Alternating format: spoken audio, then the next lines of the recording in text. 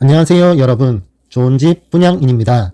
오늘은 2030 영끌족의 눈물나는 현실에 대해 이야기해보려 합니다.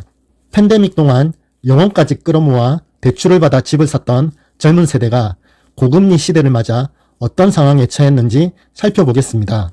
지난해 30세 미만과 30대 주택 소유자 중 약 8만 3천 명이 집을 팔았습니다.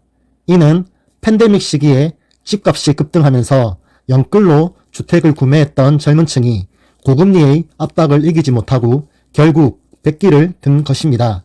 기준금리가 지난해 초 3.25%에서 3.5%로 인상된 이후 이자 부담이 급격히 증가하면서 많은 사람들이 주택 소유를 포기하게 되었습니다. 팬데믹 시기 벼락거지를 면하려 무리하게 대출받아 집을 산 2030 세대. 하지만 이제 그들은 진짜 거지가 될 위기에 처했습니다. 고금리 시대에 대출 이자를 감당하기 어려운 상황에서 많은 젊은이들이 주택을 처분하는 선택을 하게 된 것입니다. 이들은 더 이상 안정적인 주거 환경을 유지할 수 없게 되었고, 이는 그들의 재정적 미래에도 큰 영향을 미칠 것으로 보입니다. 흥미로운 점은 20대, 30대 주택 소유자가 급감한 반면 50대 이상의 연령층에서는 오히려 주택 소유자가 증가하고 있다는 것입니다. 지난해 통계에 따르면 60대에서만 16만 8천 명이 증가했으며, 이는 세대 간 자산 격차가 더욱 벌어지고 있음을 보여줍니다. 젊은 층의 내 집 마련 꿈이 점점 더 멀어지고 있는 현실입니다.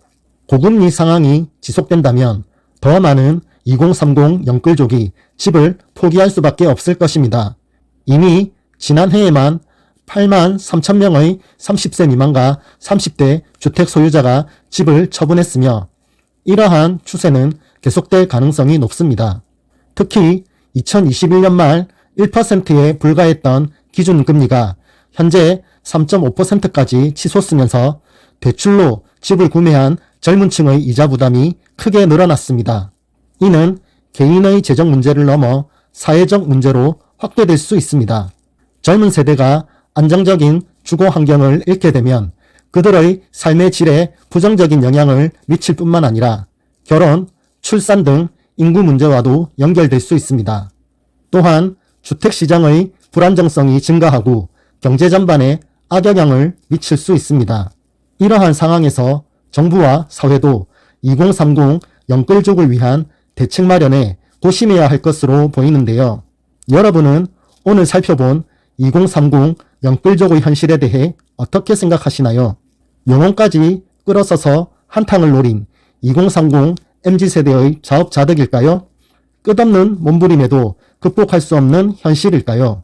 댓글로 여러분의 의견을 들려주세요. 오늘 영상이 유익하였다면 구독과 좋아요, 알림 설정까지. 여러분의 구독과 좋아요는 영상 제작에 큰 힘이 됩니다. 그럼 다음 영상에서 뵙겠습니다.